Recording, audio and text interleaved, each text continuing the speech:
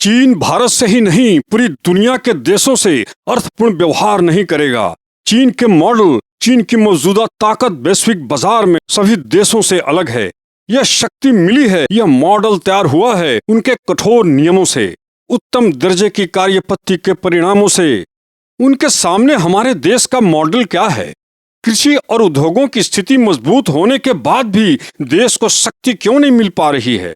क्योंकि देश में विपक्ष की जितनी भी पार्टियां हैं, उनकी राजनीतिक उनका रुझान अल्पसंख्यकों के तरफ यानी मुसलमानों के तरफ हमेशा रहा है।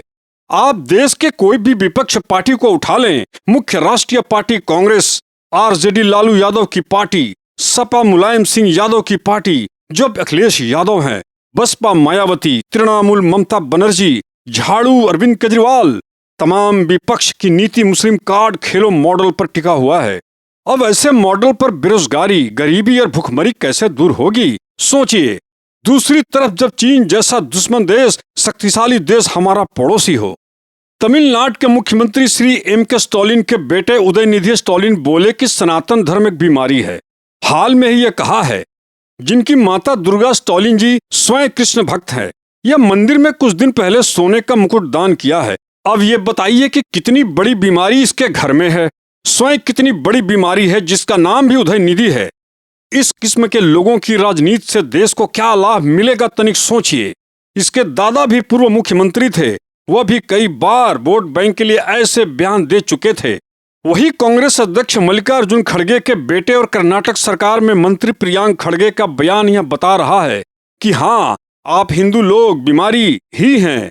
यह मुस्लिम वोट बैंक की जमीन तैयार करने की कितनी बड़ी धूर्तता है। मुस्लिम समुदाय के लिए ऐसी बात क्यों नहीं करते? इनको पता है कि यह हलाल कर दिए जाएंगे। देश तो इनके जैसे नेताओं से बीमार है, इनका क्या इलाज हो? नेताओं के मुस्लिम तुष्टीकरण को बढ़ावा देने के अलावा, अवैध प्रॉपर्टी बनाने के अलावा देश में इनका कंट्रीब्यूशन अब तक कुछ भी नहीं रहा है। राज्यों में गरीबी, बेरोजगारी का पहिया जमीन में धंसा हुआ है, लेकिन विपक्ष का मकसद सिर्फ मुसलमान वोट बैंक से रहा है। सत्ता में बैठकर राज भोगने की एक जबरदस्त मॉडल है। इस तरह के मॉडल से आपके सामने इतना बड़ा ताकतवर देश चीन जब आपका पड़ोसी हो, तो हिंदू मुस्लिम तुष्टीकरण से क्या हम चीन से पार पा जाएंगे?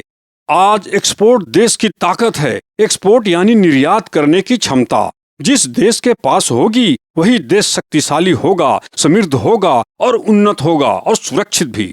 अपनी सत्ता और अवैध कमाई के खातिर मुसलमान उम्मीदवार भी यहाँ मुसलमानों का ही उपयोग करते हैं। भारत के प्रत्येक नागरिक को चीन पर चिंता करने की जरूरत है।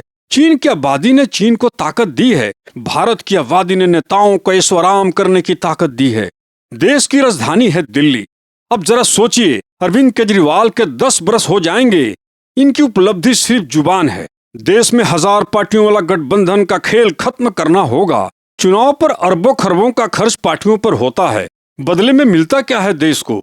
यहाँ पढ़ने वाले स्टूडेंट्स लोन पर विदेश जाते हैं, अच्छी शिक्षा विदेशों में बस रही है। कारण है उच्चतर शिक्षा का माध्यम यहाँ ना मिलना, उसके वातावरण का यहाँ ना होना, उद्देश्य की पूर्ति की खपत यहाँ ना होना। मुस्लिम वर्ग पर विशेष ध्यान देने का प्रचलन आजादी के बाद से शुरू हो गया था। बहुसंख्यक यानी हिंदू हमेशा उपेक्षित रहे हैं।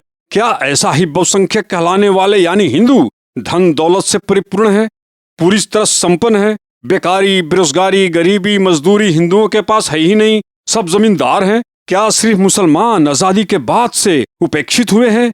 बेकारी, बेरोजगारी, गरीबी, मजदूरी सारी की सारी दिक्कतें क्या मुसलमानों के पास है? विपक्ष ने धर्मों से मानवीय बंटवारा करके बरसों तक जो राज किया है, क्या वह कम समय मिला है? सवाल है कि फिर ये नेता देश के प्रगति में, राज्य की प्रगति में इनका क्या योगदान दिया है अब तक?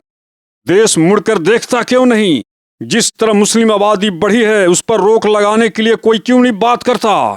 क्या ये समस्या नहीं? क्या देश में धर्म और जाति का खेल चलता रहेगा? क्या मुसलमान देश छोड़कर पाकिस्तान चले जाएंगे, या हिंदू खत्म हो जाएंगे, या सब विदेशों में स्थापित हो जाएंगे, पलायन कर जाएंगे? तब क्या यह देश अमेरिका या यूरोप बन जाएगा?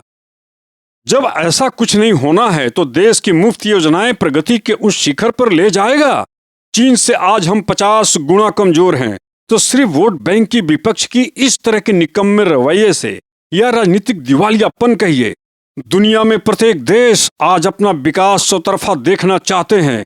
सिर्फ इकोनॉमी की बात नहीं है, इंफ्रास्ट्रक्चर, सर्विस, कम्युनिकेशन, एजुकेशन से लेकर लाइफ की क्वालिटी तक। जोश और बातों से चीन से मुकाबला हम नहीं कर सकते। उससे लड़ने के लिए धर्म, समुदाय और जातियों की राजनीति छोड़नी होगी। चीन दुश्मन देश ही सही, लेकिन उसके मॉडल को अपनाना होगा, जैसे चीन ने जापान के मॉडल को अपनाया और आगे बढ़ गया। मेरा वीडियो अच्छा लगा हो तो कृपया सब्सक्राइब करें, शेयर करें और इसको लाइक करना ना भूलें। धन्यवाद। प्रणाम।